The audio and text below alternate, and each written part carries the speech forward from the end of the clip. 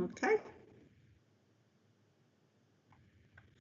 Okay, so welcome to the Council of Governors meeting in public on October 2020. Thank you to anybody who is joining us virtually.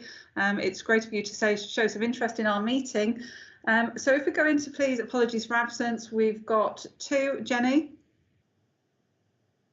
Gwen and Jackie. Jackie Waite and Gwen Lunn, yes. Okay, if we say declarations of interest, if anybody's got any item where they would like to declare an interest with anything on the agenda, please do so and remove yourself from that item. Doff, I know you've got an update to yours. I think you're on mute, Doff.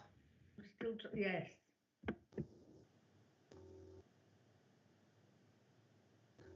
No, you're still on mute, Doff. No. Hello. Hi.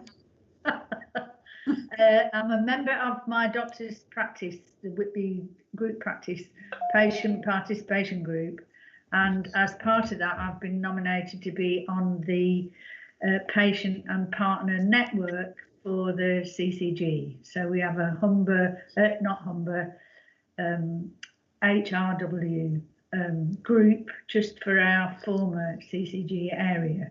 And so I've been attending that and encouraging them to ensure that we collaborate as much as possible.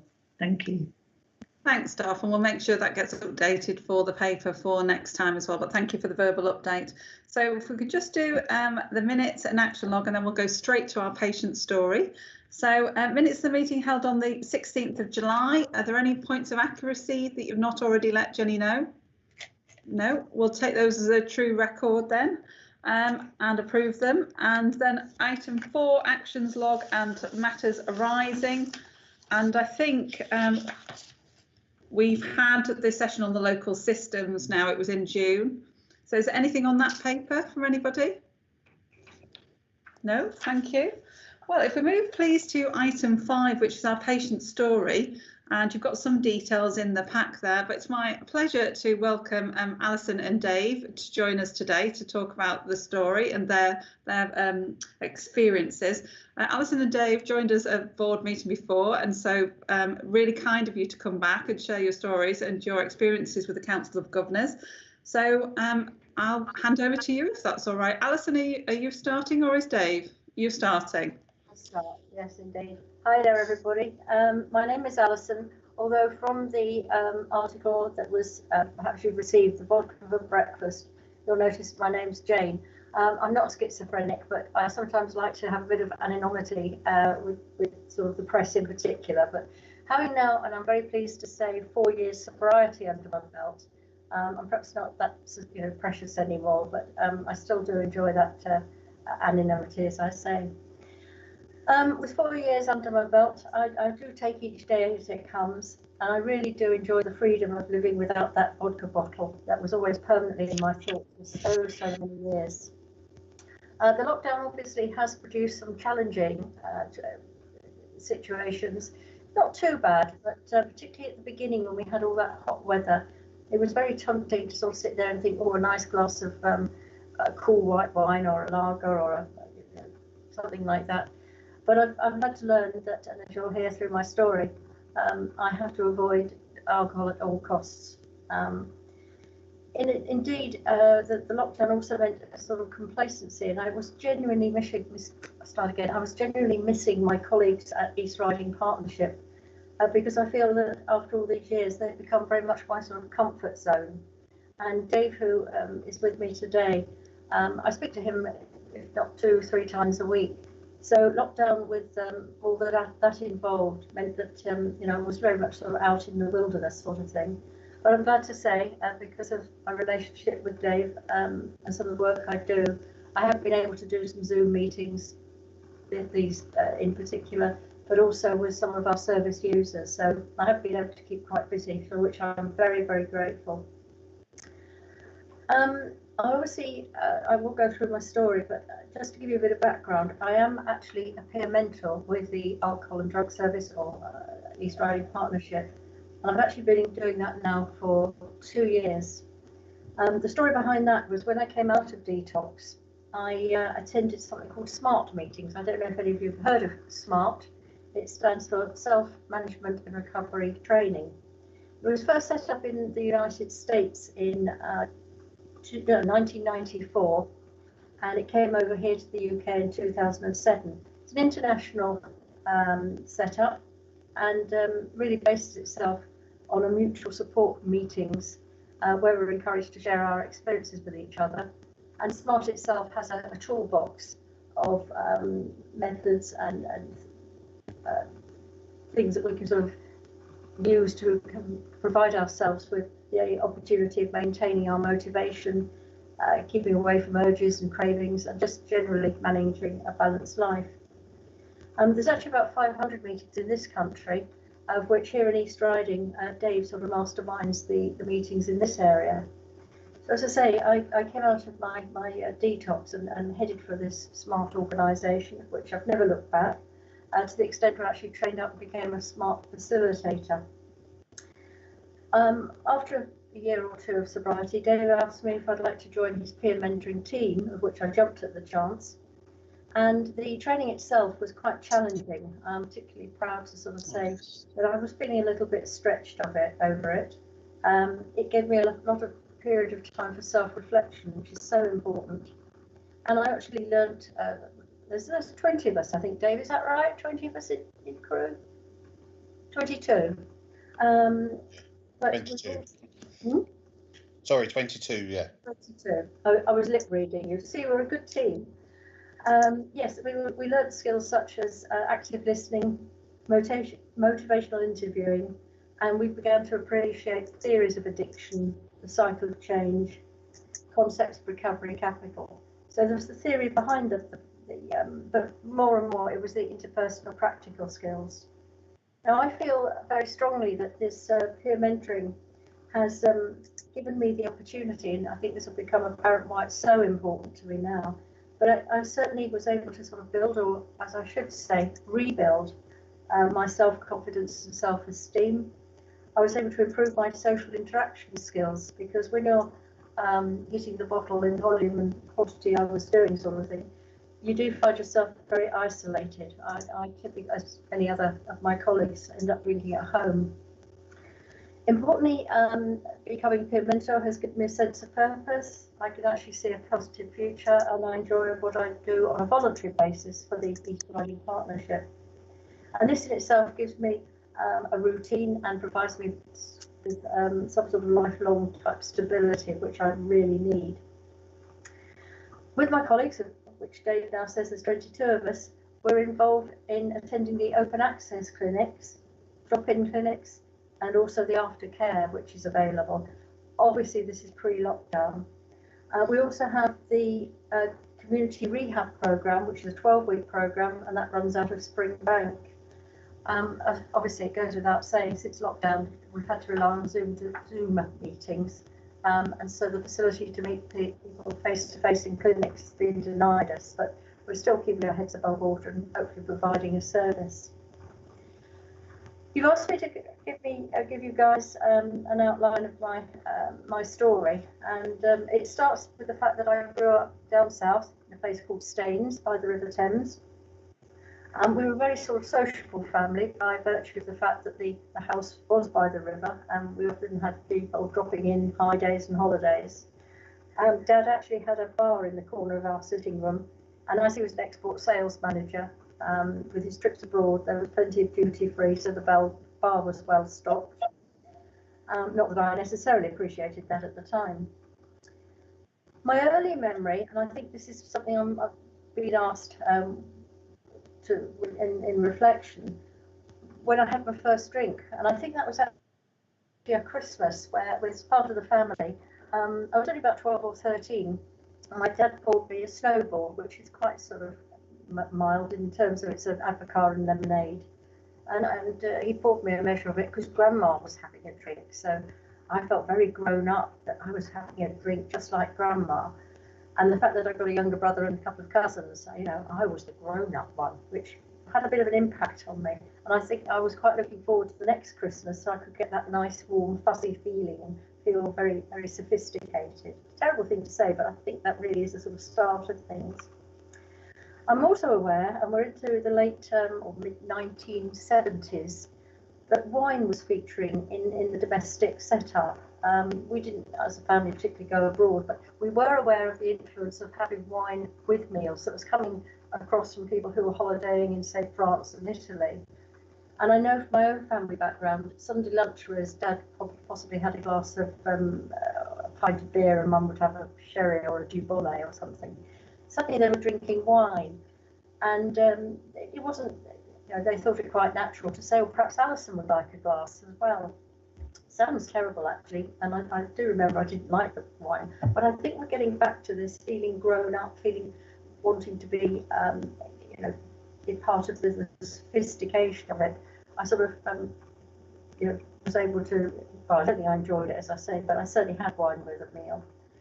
And I suppose, like most teenagers growing up, my background really, when I went out, it was going to pubs, and my tipple then was half a lager and lime. My dad, by this time, had joined our local sailing club, and again, once we put the boat away, it was quite acceptable to retire to the bar for a swift half, again, lager and lime. As I grew up, my degree is actually in business studies, and I did that on a sandwich course. And so us business studies students, were actually quite well off.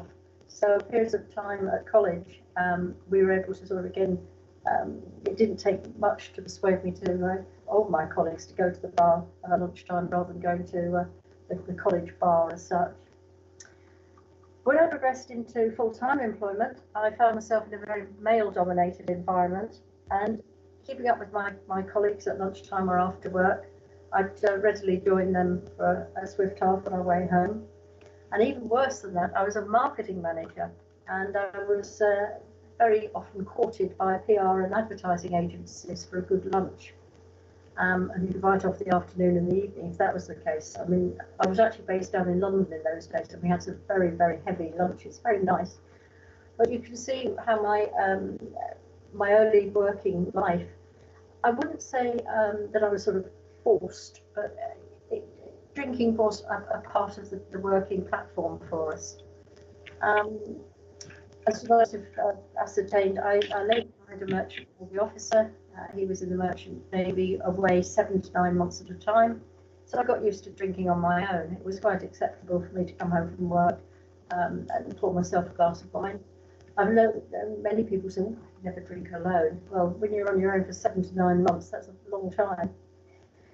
I also found that I didn't have a particular, I had quite a good tolerance of alcohol, so I wasn't one of these that have a couple of glasses of wine and then, you know, suffer from a hangover the next day. So I'm not looking for any sort of sympathy, but I really did have sort of things that worked quite in my favour as terms for abstinence. I had the social life, the work life, which you know, led me to a life where I could enjoy a glass of wine. I don't really know what happened. I've got a feeling there was no one day where I suddenly woke up and thought, oh, I've got a problem, but I was conscious that sometimes I was leaving a glass, a few, I won't say dregs of glass, but often I'd think the next morning, oh, I'll just finish off that glass full. And I didn't realise at the time it might have been a bit of a slippery slope, but looking back in time, there was something there. Now, we'll move on in life, and we're into the 1990s. Now, I was actually made redundant twice in a very short period of time. Nothing to do with drinking, can I just stress that?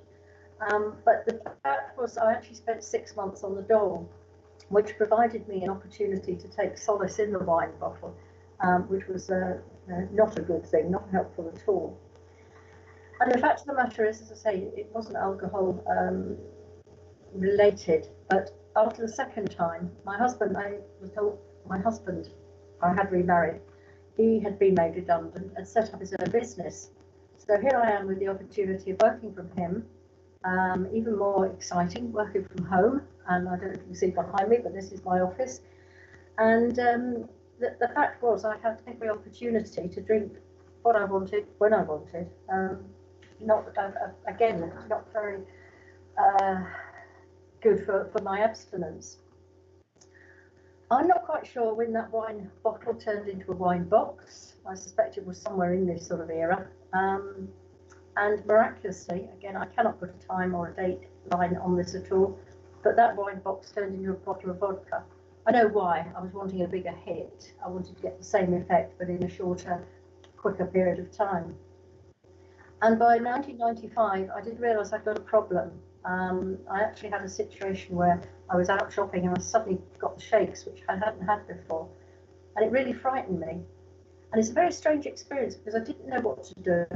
But I all of a sudden thought, I'll go to an AA meeting. Where that came from, I have no idea. But as soon as I walked through the door of this AA meeting, I embraced the fellowship and found that I really did have a problem. But also I ascertained that some of my colleagues had a real genuine need to drink, in as much as they'd either perhaps grown up with a lack of confidence. I've got colleagues who can say that they're generally scared. Maybe now they've actually had some sort of diagnosis with mental health problems, but they found at a young age that having that glass of usually we're talking males and beer, it changed their whole lives. Some people, just grew up with resentments and bitterness and turned to the bottle. I had to admit, I just drank because I liked it. I didn't have any big hang-ups. It was that drink made me feel grown up. So what happened, I just accepted it. I did have a period of about a year in AA, but like many people, I got sidetracked and was back on the bottle of wine.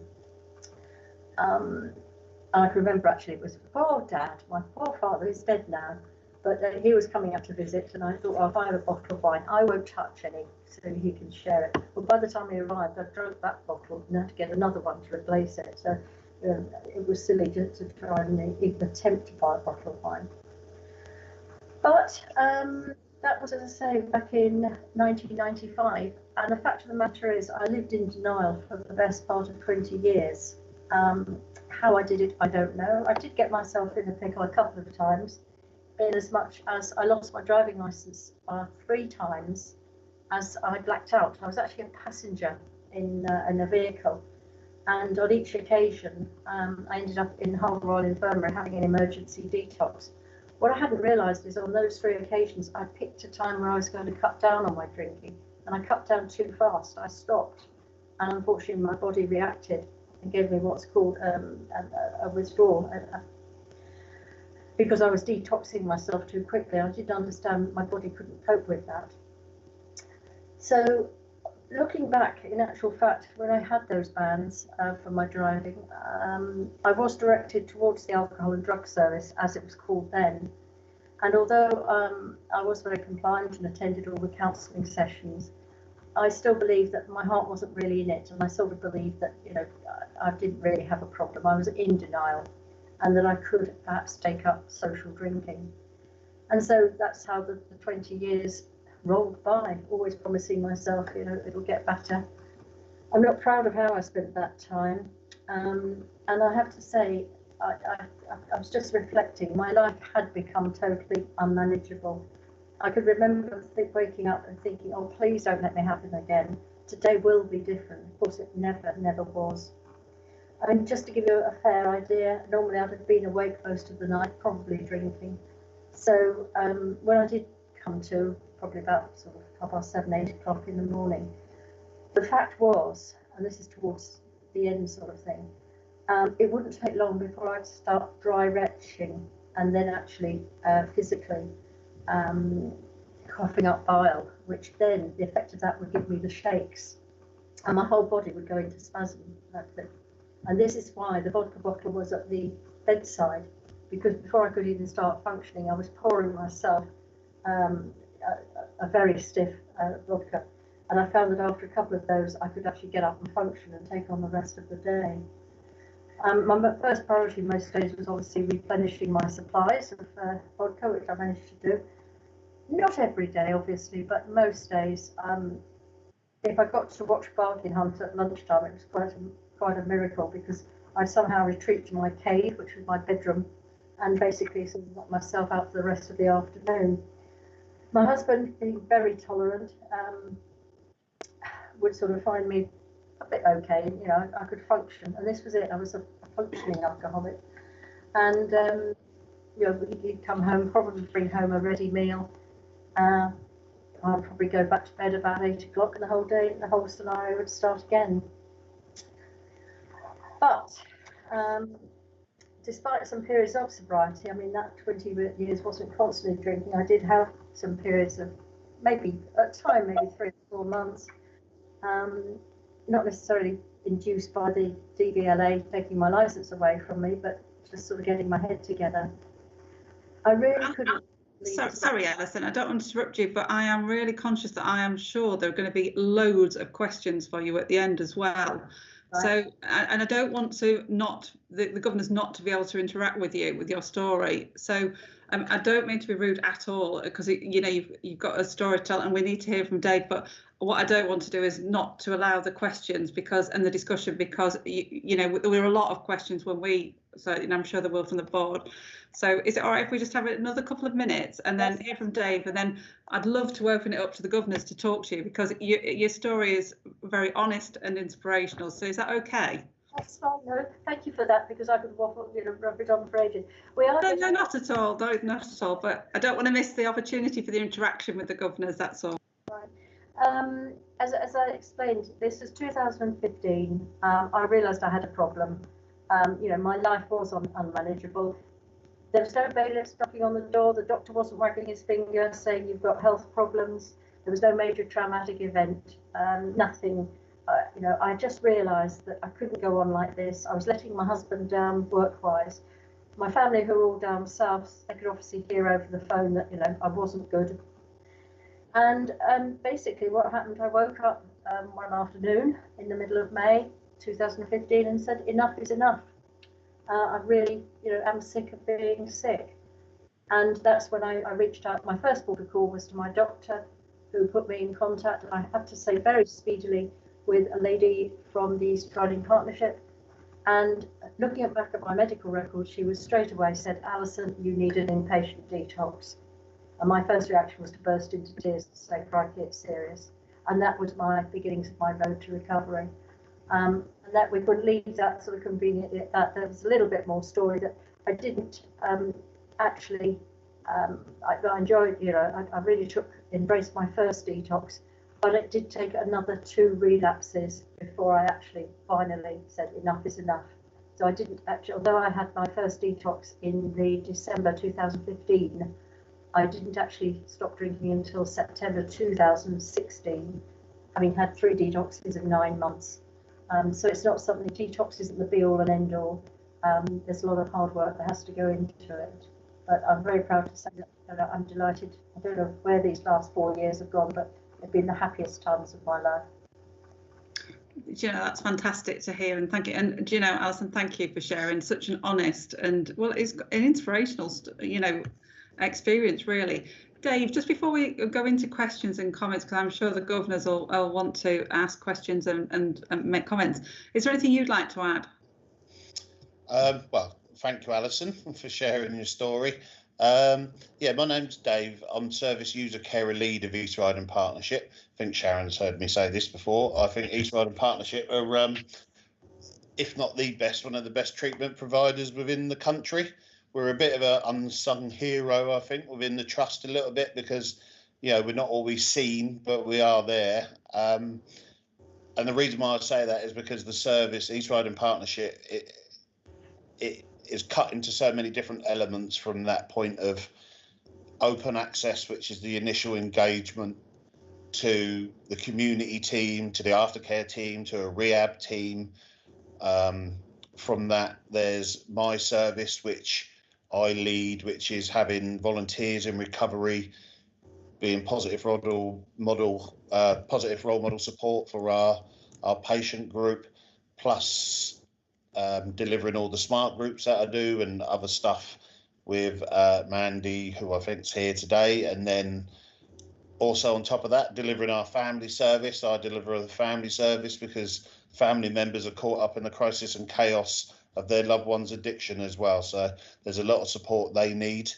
And then on top of that, we've got our new services that have just come into East Riding Partnership, which is the optimise about prescription drugs, because it's been identified there's a lot of people who are on prescription drugs that are addictive and it's causing problems for them.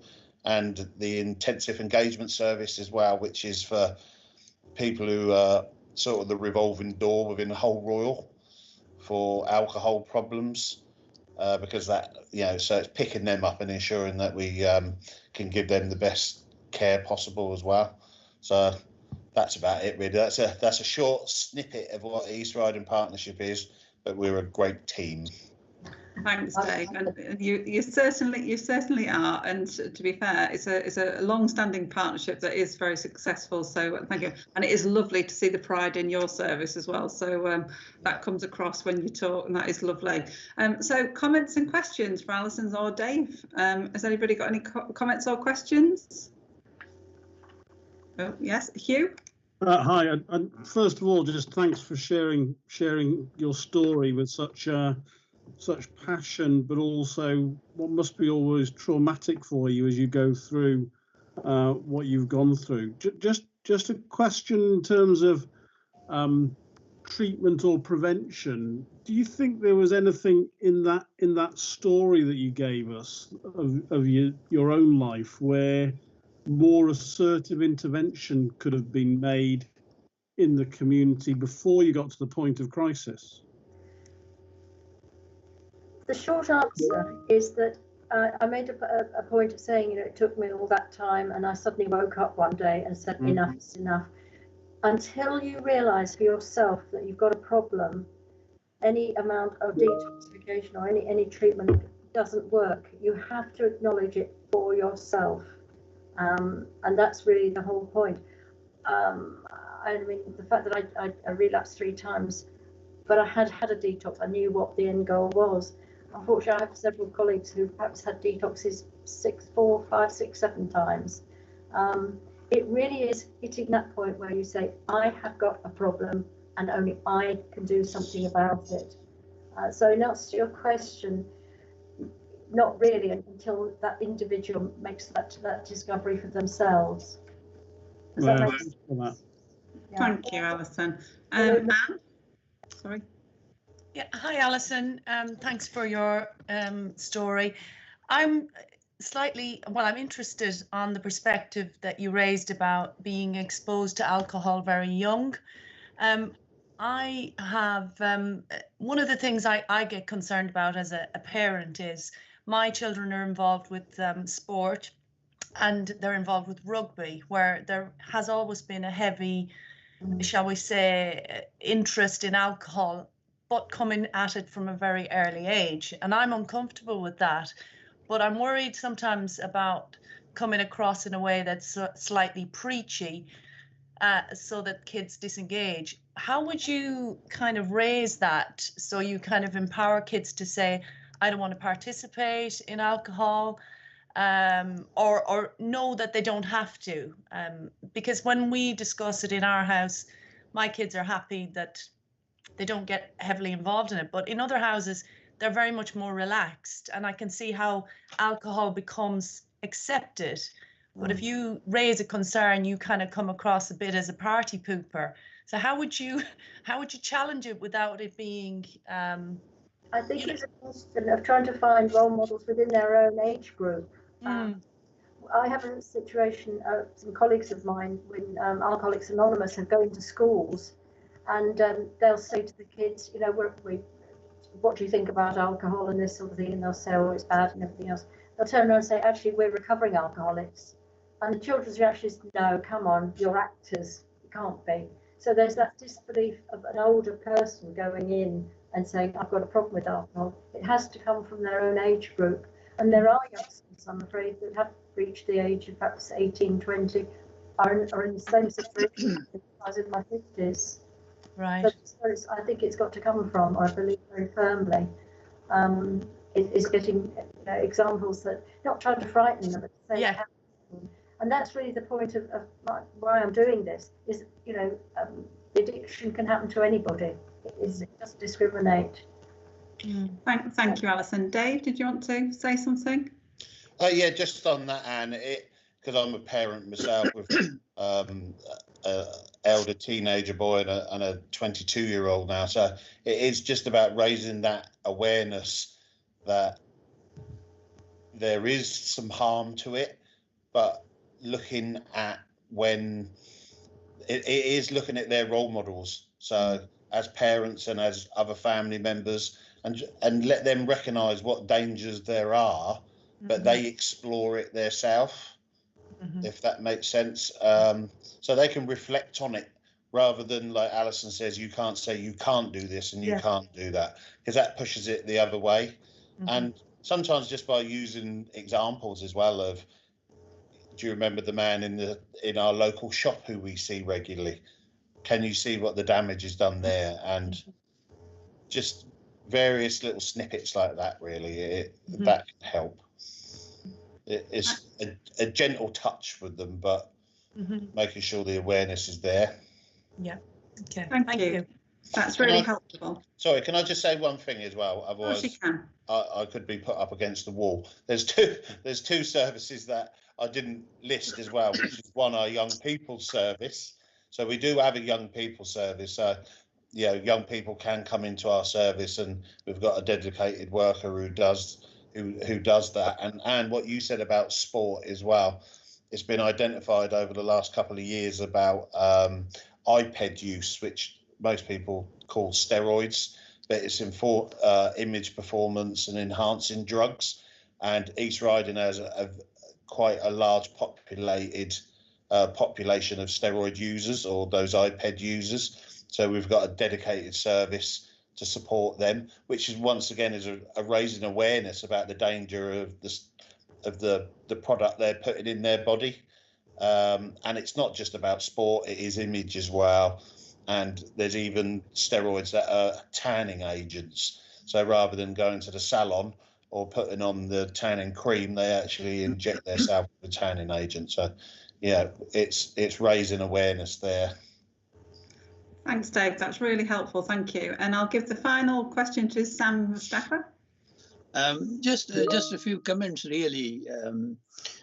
Listening to the story that Alison gave, I found it very captivating, because the way she went through it and the struggles for a period of time, and I found it inspirational in the sense that she stood when she realized that there was a problem, then she stood very strongly against it and did something about it. So very well done. Great. That's very kind of you. Thank you.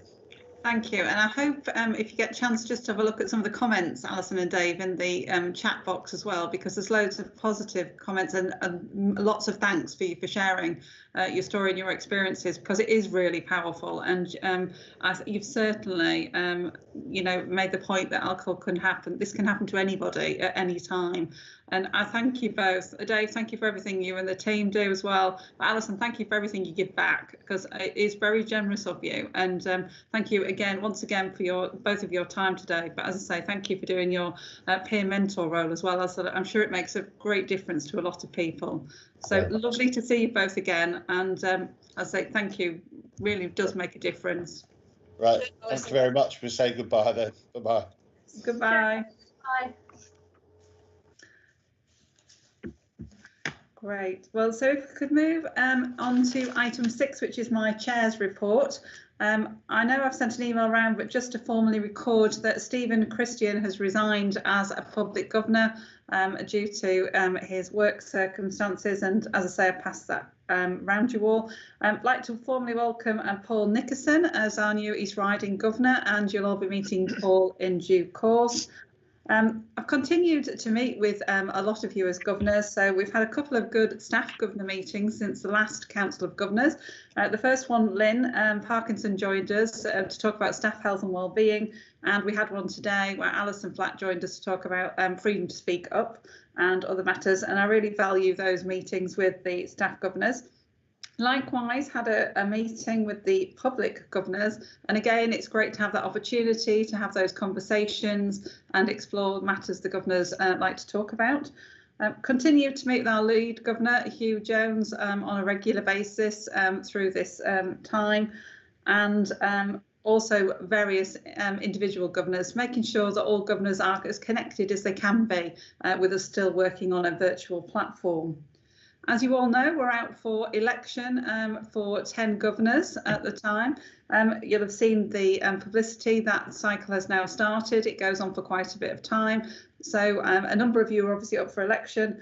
But if any of you know anybody who is interested in any of the seats, particularly in Hull, please can you let me know. I'll be happy to speak to anybody. It'd be great to get a full set of 10 governors in place for the 1st of February next year. We've got a fantastic lineup for the next Governor Development Session in November. We'll be having a session on winter planning, volunteer services, Health Stars, and also trust branding. So a really good agenda. So I hope as many of you will attend that as possible.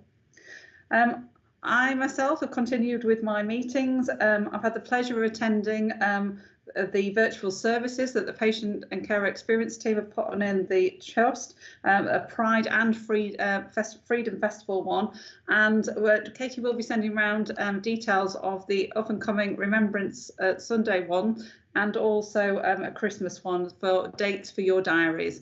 They are really good, so please do feel free to join in. Michelle and I have carried on with our virtual staff awards. We've done 2 now, and the people, we obviously have to meet virtually rather than in person, but Michelle's suggestion, Kerry now sends out some coffee, tea and a muffin, etc. Not quite the same as meeting in person, but the best that we can do at the moment. And they're for people who have done long service, retiring, and for employees of the month. Quite a lot of you will have joined at our annual members meeting, which I think was obviously our first virtual annual members meeting, and hopefully it did go as well as we could. And so thanks to Helen and the team for all of that. And I think lastly, just to mention, carried on with my external meetings. It's been a busy time. It's always busy. We had a really fantastic meeting, myself, Michelle, and quite a few of the board with the chair of CQC to hear about CQC developments, but also to discuss the trust and our working arrangements with CQC and our plans for the future. Carried on with the Humber, Coast and Vale chairs and elected member meetings, and lots of regional and national meetings. And also had the pleasure, I know Andy's on the line, of attending virtually the Proud to Be Volunteer Awards and a Murder in Mind, which was hosted with the university to encourage people to have an interest in psychiatry. And again, that was a fantastic event. So that's just a very quick whistle top of lots of things that have been going on since we last formally met as a Council of Governors. Are there any questions from anybody? No, thank you. Well, if we could move on then, please, to item 7, the Chief Executive Report, Michelle. Yeah, good afternoon, everybody, again. Thank you for that. People have had a copy of the paper. I'll just take a couple of the headlines, really, and then take any questions as usual. Obviously, it's been a really busy month as we continue to develop our normal business alongside COVID and the COVID work, alongside the plethora of other tasks that come our way. And one of the things that we continue to do and we will continue to progress is obviously staff health and wellbeing. The 2 paramount importance are excellent patient care, patient safety, alongside staff health and wellbeing. So we've done a lot of things by our app, Shiny Minds app, one of them being a ripple message, which was just to say thank you. We're trying to do lots of different ways of saying thank you to staff because they're just amazing. And we can continue to say it, but looking for different ways to do that. We've recently sent out some lanyards and badges for everybody. And again, the badge is just another way to say thank you. And the lanyards are there, again, just to remind ourselves that we are unbelievable, and I'll come on to that, but also that we're just there just to say well done and we are Humber. I'm dipping into nearly every team meeting, so if some of the staff governors are there, I've not been to your meetings, I will be working around them, but I am working and dipping in and out of nearly every team meeting across the organisation, which is really helpful for me, and I think staff appreciate having a real conversation. And we did a Meet Michelle session this time that got over 100 people dialing in, so that was really good and really helpful to have that conversation. We've done lots of work on infection prevention. Guidance is still coming out about how to utilise our premises better and to the maximum in relationship to being COVID, and we do continue to update that and send that information out to staff. Lots of different things happening in the system, which I won't go on. Some of the things are there. Health and Wellbeing Board in East Riding has changed the chair, so beginning to change a little bit of the emphasis there. And focus it around more the joint strategic needs assessment documentation. But the integrated care system is really developing now, and we did a session last time on that, so I'm not going to go through that in too much detail. Just suffice to say that the 2 geographical partnerships, the Humber and North Yorkshire and York, are really developing their structures, their performance mechanisms, and how they link into place, which in itself causes us a lot of extra demand and work on our services and our staff. So we do need to keep an eye on how that is progressing, because we link into both of those partnerships, which could begin to cause us some issues in relationship to meeting fatigue. So we are working through that and keeping an eye on that. Flu season is upon us, so we have started our flu campaign.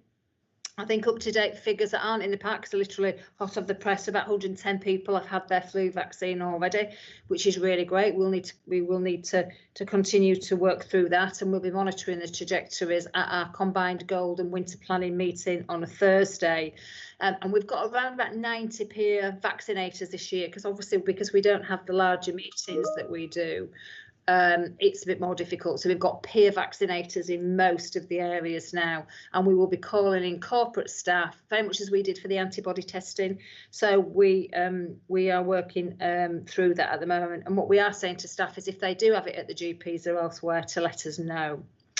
Appraisals are progressing. We're in the appraisal window. We've still got a bit of work to do to get to our target, but the team through Lynn and Noel are working through that. Staff survey is out. So again, our staff governors are working closely with us. Thanks for that. As our staff side, to encourage people to fill the staff survey in. There is a section this year on COVID, which is interesting, and that's what you would expect. But it's a really good tool for us and all the managers across the organisation and all the leaders to utilise and see just exactly what it is that we are doing really well, because it's about positive messages, but also what we need to improve on as well. Lots and lots of comms. They're doing a fantastic job. They're really developing our reputation, our brand, etc. 2 things I'll draw your attention to is the #Unbelievable campaign. It's beginning to get a bit of a ring now to it, and that's our recruitment process. But I think everybody's just really liking the #Unbelievable. But we are doing really big pieces of work on recruitment. We're utilising our area, so we're saying how good it is to be in Hull, East Riding, Malton and Whitby, and that also dovetails into the Shush campaign that was launched last week that I was part of. But Unbelievable is something purely for the organisation. And I'll draw your attention to our book that is available now. It's called Together We Can. We've done a soft launch on this already. We'll be doing a hard launch on it. This is a book of positivity through the first phase of COVID, and it's by our staff. Our staff have contributed, our service users have contributed to it. There are pictures, there are drawings, and it's a really great little read. So we're encouraging everybody to buy a copy for Christmas, buy bucket loads of them.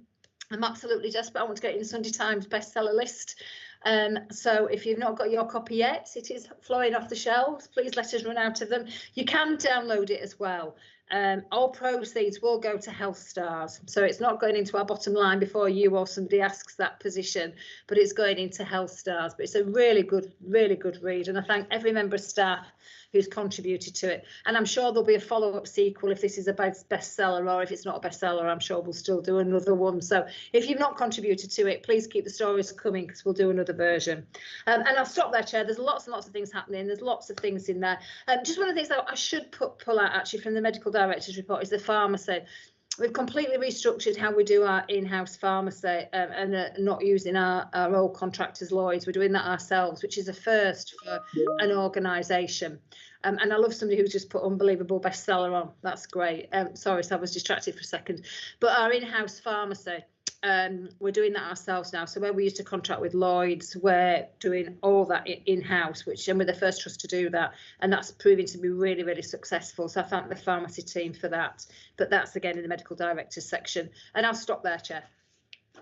Thank you, Michelle. And I think if you ever fancy a change of career from being chief exec, I think you should go into sales after that pitch for the book. Very successful. We'll see. Any questions for Michelle? Ros? Michelle, that was brilliant. I always love your reports. Oh, thank you. No, they're good, upbeat and informative. So thank you. Just looking at the position of students, obviously poor souls have had a really rocky start this year. And I feel desperately sorry for them. What are the numbers looking like now? Are we going to be full up to strength, or, you know, how do you feel things are going? For the recruitment of the students or taking students, we are. Well, both recruiting and taking them on. Yeah, obviously, you're right. We've got different patches in relationship to students. Given where they're at in their college course and obviously doing it virtually, but we are taking more students now than ever before because the numbers have been increased, which does cause us some issues in relationship to placements because we want to give them a good experience, but we are managing to place all of them, and we have done significantly well with the students that are trained with us this year. I think we've employed mostly all of them. We do very well with those staff, both higher trainees, both the medics and the nursing and AHP students, allied health professional students that train with us. The majority do come to jobs in our services. I think there's over 30, 40 plus that's going to come in. So lots more students around, and we are employing lots more students, and they'll go on our preceptorship course, which is deemed one of the best, certainly in the area. That's brilliant. Thank you. Thanks, Ros. Michelle, anything else for Michelle? As she said, lots in there, lots of information. Thank you. We can move on. Did you want to ask? Sorry, did you want to? Just a quick one, Michelle. It's really good news that the education system have got more resource in terms of the mental health teams. Outside of this, I'd like to have a discussion with Lynn on it though, because the head teacher at the special residential school that I'm involved with chairs the head teachers group for special education schools in Hull. And she doesn't know anything about the money coming in or the service about to be launched. So I think if I'll introduce Lynn to Rachel and we can take that on from there. Yeah, that'd be perfect. Thank you. Thanks. Yeah. Thanks, Hugh. Anything else before we move on? Make sure I don't miss anybody. No, thank you. If we can move to the patient-led assessment of the care environment, known as PLACE, Lynn. Yes, thank you, Sharon. So yes, long title. It is affectionately known as PLACE. So this report shares the outcome of the assessment that actually took place at the end or autumn time 2019, but we didn't receive the results until early part of this year. So this is an annual inspection of our inpatient care environments. This approach, that whilst it's been an annual assessment over a number of years now, the criteria was actually changed for the inspection that took place in 2019. In previous years, we've been able to compare the year-on-year results, but because the changes were quite fundamental, we haven't been able to do that, not just us as an organisation, but actually nationally we were advised not to compare because they just don't translate. However, as you can see, the report describes that the PLACE assessment is an assessment that takes place around sort of 6 key domains. For those of you that are familiar, sorry, I should have said that the way the inspections take place is a combination of our hotel services staff, service users, and indeed governors. So for those governors across you that may well have participated in this in previous years and indeed last year, so thank you very much for that. So overall, as you can see, the results were that we scored above the national average in 5 of the 6 domains, but we were below in one area, and that was the area of condition, appearance and maintenance, where the national average was an average of 96.4 and we scored 94.4. So in terms of that area of work, we'd already actually recognised, even before the results really, that we needed to do more work around our inpatient areas, around maintenance, improvement, decoration, carpets, those sorts of things. So earlier on this year, we'd already agreed to increase the capital programme spend available. Pete might be able to say a bit more about that, around some of these inpatient areas. So we do have a programme of work that's already scoped to make those improvements in the areas that the schools determine that we require it. So as you can see, though, we're pleased to see the improvements in the other areas. We have a mechanism already internally within the trust where we share this report, where we develop the action plans, and particularly our matrons are significantly involved in ensuring that any actions that we agree are appropriate, are completed, and that they're carried out. So I'll stop there because hopefully the report's fairly self-explanatory, but very happy to take any questions. Thank you, Lynn. Very comprehensive, and I reiterate Lynn's comments. Thanks to those governors who did take part, because I know that for some governors they really get a lot out of doing the place visit. So thank you. Any questions for Lynn on that? Sorry, Sharon. What I should have just added as well is that due to COVID, the inspection that should have taken place this year, in fact, we would be in the throes ordinarily of undertaking that. Was suspended for this year nationally due to COVID. So that's why we're not in that position this year. Sorry, I should have added that. No, thanks, Lynn. Ros? Yeah, just on the Appendix A, food has dropped a wee bit below the national average. Food is so important when you're an inpatient. There isn't much to get excited about. And if your food isn't up to scratch, it has such a huge, almost disproportional impact on your life. Have we highlighted any particular problems? Are they easily resolved? Any thoughts on that? Thank you. Yeah, that's a really good point. If you look, it's divided into two elements, isn't it? Organisation food and ward food. So the patient satisfaction piece around food, you know, is also included in the ward elements of this. So, and that's why nationally overall, we were, when you take those two bits from that table, obviously overall we scored above the national average for food overall. However, yes, we have looked at this and drilled down into the results there. So we have looked at the elements that are key to that, and they are included in our improvement plan. Thanks, Lynn. I think Pete's going to come in. I think last year it was something to do with being able to provide specialist food, but Pete, over to you. Thanks, Sharon. Just to add to that, the reason why we always score less well on organisational food is being able to have immediate access to food for people with special dietary requirements. So because we're not a hospital with 200 beds and holding that stock, you know, generally we will go out and get that food within the hour and pop to the supermarket. But to answer the question honestly, we don't have a supply actually on the unit. Right. Thank you very much. I understand that. Thanks. Thanks, Pete. I thought that was the case. Thank you. Anything else on that? No, thank you. If we can move, we're sticking with you, Pete. If we can move on to item. It's Jenny. Sorry, Jenny. Yeah, sorry, I didn't get my hand up quick enough. That's all right. Just on the table, Hawthorne Court appears to be the premises that brings it quite down, but not just in condition appearance, but also the privacy, dignity and disability bit. Is there any remedial actions just taken, into account those particular areas? So, Jenny, one of our plans prior to COVID, actually, we were going to cease use of Hawthorne Court because we have a new model that we actually have now fully implemented around the service user population that were in Hawthorne, which is our adult mental health rehabilitation. Because we've instigated a new community model, we've actually reduced the number of beds. So we're no longer using Hawthorne Court. In fact, it's actually empty now as we speak. However, the caveat to that is we've identified Hawthorne as our COVID positive inpatient area should we need to isolate COVID positive patients.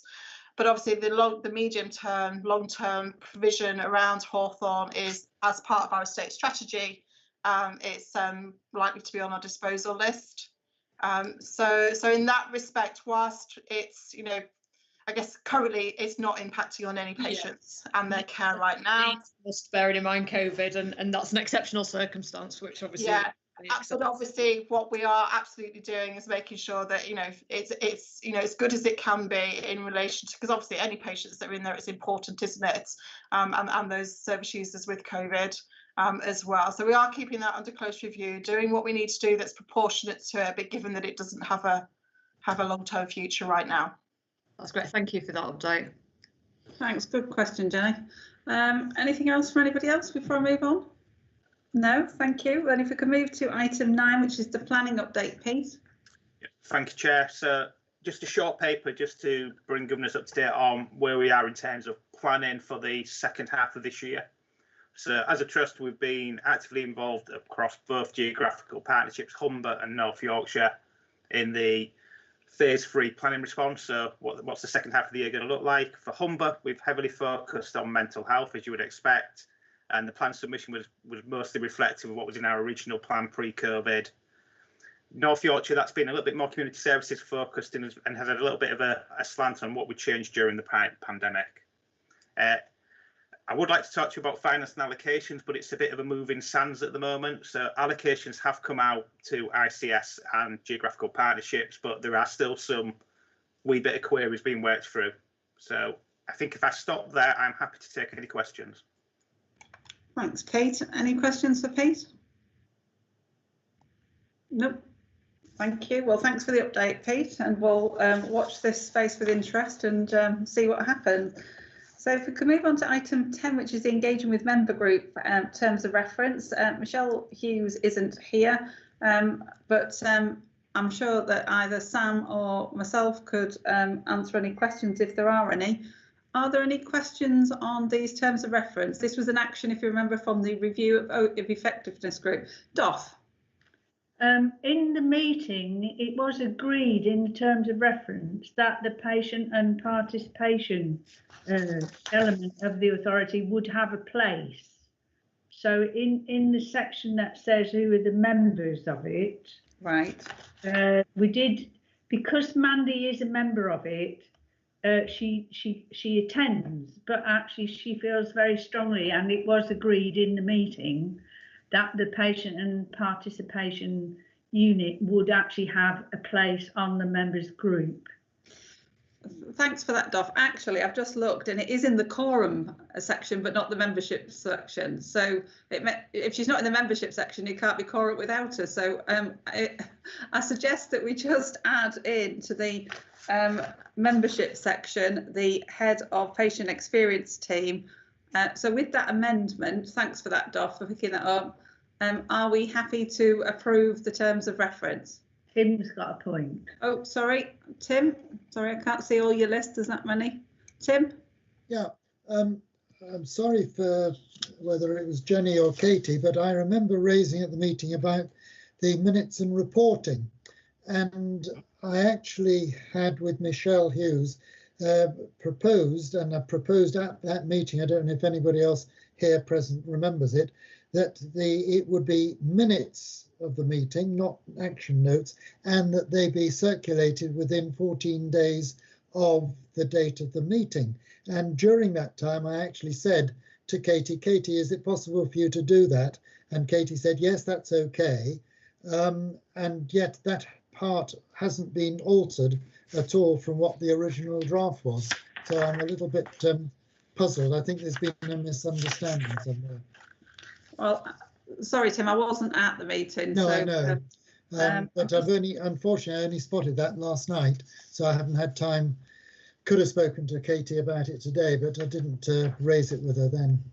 No, that's fine. Well, I'm just looking at the next terms of reference because really they all should be quite consistent. Well, the next one does say minutes, doesn't it? It does, but it doesn't have a time record of it. But I think they're. Well, let me take that with Michelle Hughes when she's back, and I'm sure there won't be a problem with minutes, Tim. But really, they just need to be consistent. But subject to just being able to sort that out, and subject to the insertion of head of patient experience team and membership, are we happy to approve those? And we'll just bring back just an update as to what, well, in fact, I'll circulate it outside of the meeting, the update of what we've ended up with in the minutes section, if that's all right with everybody. Is that okay? Everybody with that? Yep, thank you for those that are waving at me. So then if we could move on then please to the finance, audit, strategy, quality, workforce, mental health legislation, the governor group, terms of reference. That's quite a long title now, Hugh. Yeah, I was looking for a short acronym, but I couldn't get whether a 3-letter acronym, 4-letter acronym. I got to about a 20-letter anagram, but decided that probably wasn't the right thing to do. So these are nicely multicoloured for those people looking at it on the screen. Nicely multicoloured changes to the previous. So what I've done is I've included workforce and the Mental Health Act legislation group in there, and hope that I've covered all the relevant parts that we have previously agreed to change. So any questions? No, I think Michelle Hughes has looked at these, hasn't she, Hugh? Indeed, and for once in my life, she hasn't come back with any sets of queries, questions, or saying that I've been a naughty boy. Hey, Sharon, there's a few hands up, including myself. Yes, I know. I'm just going to work through them, Francis. Do you want me to start with you? If you don't mind, yeah. Yeah. It was just on quoracy, Hugh. I've only just spotted it. But on quoracy, you're asking for the audit committee chair or the director of finance to be there. And in group 2, they would never be there because it's workforce and mental health. The quorum necessary for transaction of formal business. So the formal business only relates to decision making around the appointment of auditors, which is the only formal transaction that the group does. Okay. To be fair, it does say that. It does say the quorum necessary for a formal transaction of formal business. On that basis, you're okay with that, Francis? Yeah. That's great. Tim and Duff, you still got your hands up. Is it a new question? Yeah, well, sorry, it's just the drafting amendments, just for consistency. You've got 2 places where we're taught with, it says chair in the margin, and then it says the chairman. So you need to alter that. And above that, under membership, you've got chairman again. And so it just needs those 2 amendments there, please. Okay, so Duff? So subject to the amendments of chair to make it consistent throughout. I will just check with Michelle Hughes, but I think if she hasn't come back to Hugh, that's good. Are we happy to approve those? Sharon, I think Mike Cook's hand is up. Oh, thank you. I can't see them all, Francis, unfortunately. There's that many people on the call. Mike, sorry. It's not. Hello, can you hear me? Yes, I can, Mike. It's not to do with the terms of reference, but it's just a plea that up to 6 governors can come to this. So the part 2 version, which includes workforce quality and mental health legislation, last time was a great opportunity for those that were there to really listen to and probe what's going on and how those strong committees work and add value to the governance of the organisation. So I think Hugh's approach has really improved this committee. Well done, and I would really commend a few of you are nodding, the governors to come, because it really does give us a chance to have a proper interaction on those important topics, and it seems to work well as a rhythm of a meeting. So I just wanted to say that. Thank you, Mike. That's really helpful. Any more questions? I think we've got some hands that are still up from before. I think if you could just lower those if it's not a new question.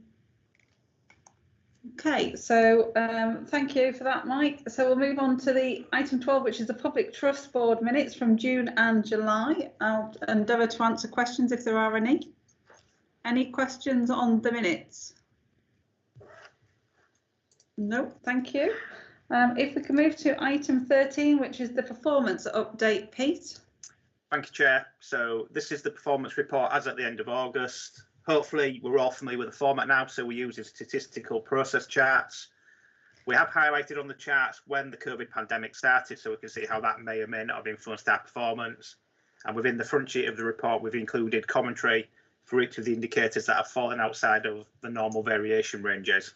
I think I'll take the report as read and just go straight to questions if we may.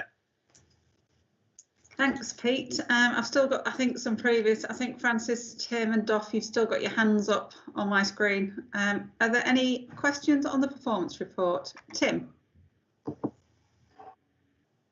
Nope. Any other questions from anybody else? Nope. Hi, Sharon, just sorry, Hugh. Hi. A quickie, which is, it's a question about the structure of the report as opposed to any specific issue within it. And that is the narrative sections are very good at describing what the graph tells me. I know that we had a previous period where we had a narrative that actually looked at the performance issues that underlie the graph. Are we going to go back to underline sort of that narrative actually explaining what the performance issue is that's relating to the change in performance in that month?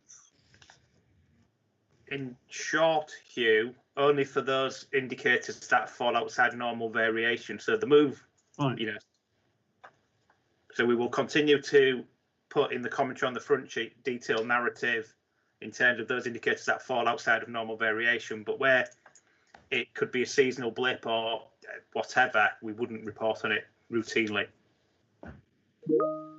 Okay. Is that okay, Hugh?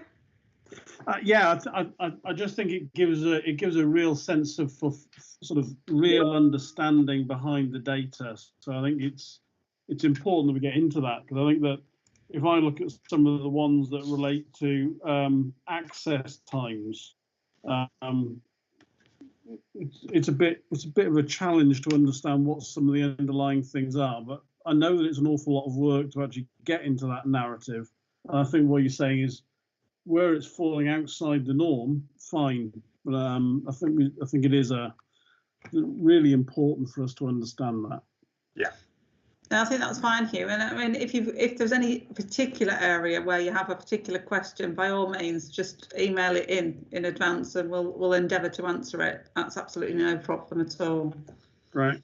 Okay, thank you for that. Item 14, the finance report, Pete. Yeah, thank you, Sharon. So this is the finance position as at the end of August.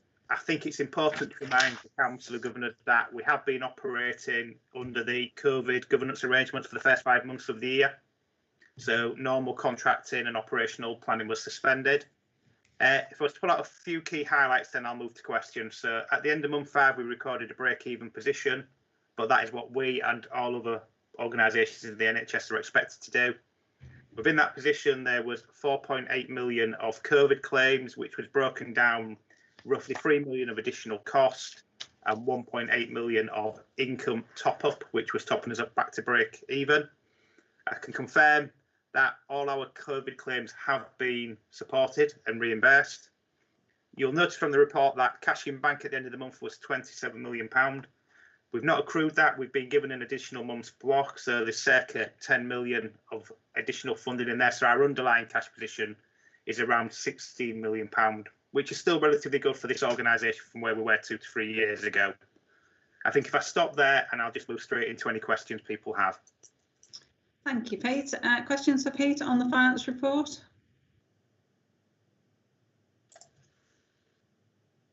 No.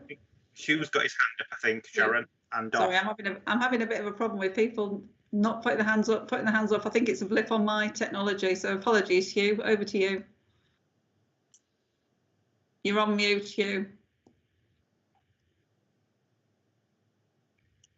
Sorry. In many ways, this issue was tackled at the board meeting with some questions then, and I've got a follow-up with Lynn tomorrow. It's this issue about the underspend in mental health and the amount of cash that we have in the bank when we have a rising tide of pressure that is coming through the system. And I think from a, you know, with my NHS hat on of old, I'd rub my hands with glee with the amount of cash there is in the bank. And it's a great position to be in. And, you know, huge congratulations to the team and the divisions for creating that. The challenge, I think, was something that Mike Smith brought up at the board meeting, and again, that's why I'm meeting with Lynn tomorrow. And that is, with the pressure coming through the system, we need to look at how we, if we can, invest any money to provide sustainable transformation that allows us to cope with some of the demand that's coming through the doors. And I just think that it's the picture that we paint and how we tackle some of those transformational issues that are in the wider community groups in charity sectors that can help so much in that preventative agenda that may not need too much resource, but may need a little bit of the wheels oiling. Sometimes that could be, and I know Pete and I are discussions offline, some of this could be about paying invoices differently. Some of it could be just giving some thought about how we create some innovative thinking in the charities and the social sector already. But we have, without a doubt, this demand coming through the system that's surging in certain points. And we have to look at ways in which we tackle it. I'd rather tackle the ideas before it comes to us, as opposed to have to react to it. Long bambling question. No, that's fine. Meeting Lynn tomorrow. Well, that's fine. Pete, do you just want to let's start at the beginning. Start with the mental health underspend. Could you just give it and the cash in the bank? Yeah, so cash in the bank, Sharon, is predominantly influenced by the additional block income we've received, which every trust in the country has, and that was to facilitate cash flows across the country during a difficult time. I think what that has, well, I'm not going to say that has played out, because we had, as a trust, have had for the last 2 years really good, strong performance in our better payment practice code. So, you know, and as an example of that, for non-NHS invoices, this year we've paid 18,500. 17,000 of which have been within 5 days, you know, so 96%. So, you know, we are getting the invoices through the system as quick as we can. We do have the odd blip now and again, you know, but that's predominantly with getting them authorised in the system, not getting them paid. So we don't hold on to any authorised invoices in the system. In terms of the mental health underspend, that's predominantly driven by the CMHT transformation funding. So the significant project we've got in place, and that is just a non-recurrent underspend which will be actually expended in the second half of the year. I mean, Lynn will probably articulate far better than me, but the money that we will receive will be expended in full. It's a wee bit behind profile, but with plans to catch up. Yeah, so Sharon, that was because obviously the recruitment for that programme, that transformation piece, was held up through COVID. So that created some slippage on that, but actually we're rapidly catching up with that now. We've had success with recruitment, so our plan is that obviously we will reduce that slippage, because we will fully recruit to the new service as we anticipated. Thank you both.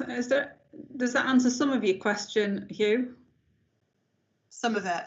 I look forward to discussing issues with Lynn tomorrow.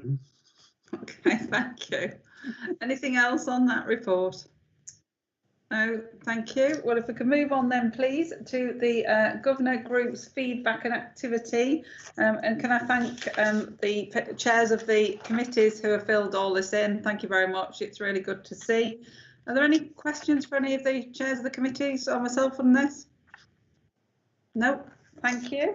If we move on to responses to Governor questions, and I think this was a follow item and it predominantly deals with Craig's question on supervision and updates to that. Are there any questions on that? No, thank you. Oh, sorry, Craig? It's just the amount of time that this has spent in drift, really, because it was originally reported in July 2019. It felt like we was going to have some actions, and from the original Deloitte report, there were questions about the accuracy, reliability and completeness of the way that we report our clinical supervision. I think originally the 11th of July, I'm trying to look back now, or maybe the 22nd of October last year, we was going to put something in the narrative. We've just discussed about the narratives, that at the moment the figures that we're reporting for clinical supervision we know are accurate, and I would still quite like to see that in somewhere, because I say the Deloitte's highlighted 3 areas where we know it isn't accurate, but we report it actually in the report we just looked at, and there's no mention of that at the moment, that we are aware of the inaccuracies of this, and that was brought up in the Deloitte's report. Originally, I think Hillary was going to do this, then it moved on and it's drifted, and it just feels like one of those things I thought we'd highlighted as a group of governors that was a really good area to look at for the audit. We found some problems, and it seems to have drifted probably 14, 15 months now. And again, I think looking back, it was the Clinical Audit Committee that potentially was the one that was going to follow this up, and I'm just really not sure where it's gone. It just seems to have drifted. Quite happy for anybody to give me some feedback. The response I got, I mean, it shouldn't just be me, but I thought it was a reasonable response, but the fact that it drifted and we wasn't told that it was going to move to different people still concerns me. Okay, thanks. I think Mike Cook has got his hand up. Yeah, just it is timely that Quality Committee, which I chair, Hillary and Tracy actually brought a big report on it at the last Quality Committee, and I just wonder whether, Hillary, you're happy to share that, because what I found was there'd been what Michelle describes as a deep dive into clinical supervision. And we had 2 concerns. One, that it was variable across the organisation and maybe was variable in terms of frequency and quality. And secondly, what's COVID-19 doing to clinical supervision? Because it's really important that people get it when times are strained. And we were reassured and assured on both of those points. And I think it's a good report. And if 1 or 2 people would like to see it, I'm sure Hillary would be happy to make it available. I just think it was again originally discussed that there would be an acknowledgement in the narrative that at this moment in time, that the plan was to go that it would be going to ESR and a different form of reporting. At this time, we still don't have, according to Deloitte's report at the time, accurate, reliable, and I think what Mike's saying, Craig, is this report's more up-to-date report, so I might give you more information. I absolutely accept the point, and you know I do. Yep. But I think what they're saying is that the new report will give you the up-to-date position rather than the Deloitte's position. So I think Mike's suggestion is a good one. What I'm quite happy to do, Craig, is to speak to Hillary about sharing the report and also having a conversation with you about it. And then you can take a view as to what you find from that. And also probably look at the assurance report from the Quality Committee as well, which goes to the board as well, which will, details what they've looked at. But quite happy to facilitate that. I think it's a good suggestion, Mike. And then perhaps you and I can just catch up after you've had that conversation with Craig, with Hillary, Craig, and just take a stock take of where you've got to. Yeah, I suppose I need to see the report first and sort of digest it to make sense of it. Yeah, that's fine. We will do that as an action, Craig. Thank you. No problem at all. Anything else on that? No, thanks to Craig and Mike for that. Any other business? I haven't got any. No, that's fine. Michelle's got to go to another meeting. Thank you, Michelle. I think we've finished anyway. Anything from anybody else? No. Can I thank you very much, and thank you to those that have joined us virtually. Oh, Duff, yes. You're on mute, Duff. Anna's got her hand up. It was just a quick one, Sharon. Sorry, Anne. Okay, as we're getting the papers electronically, is there any chance that each of the pages could have some indexing, so when we're flicking through things, they're a little bit easier to navigate? It's just that they're quite, I agree with going electronic, but I want to navigate them quicker than I'm able to do at the moment. So I don't know whether it could be a header and footer just to identify section 0.5, section whatever, so we can quick and move through things. That was all. Well, I'll certainly have a look at that. I'll leave Jenny to look at that and see what can be done with the authors of the report. But yes, absolutely fine. Don't mind any suggestions of how we can make life easier. We'll certainly have a look and see what's possible, Anne. Thank you. Any other suggestions from anybody else on the papers? I know some people like to get them electronic in paper because they're using an electronic device to see people and then they need a copy with them. Not everybody's got two devices that they can use at the same time. But thanks for that, Anne. We'll certainly have a look at it. And I thank you all very much indeed for your contributions today. I think there's been some good challenges, some good questions, and that's good. And we will progress all the things that we've mentioned. So thank you very much, and stay well and stay safe. And as I say, thank you to those that have joined us virtually. And really, please do make the development date if you can. As I say, it's going to be a really good agenda. So for now, thank you very much. All the best. Bye. Thank you, Adam, as well. Bye.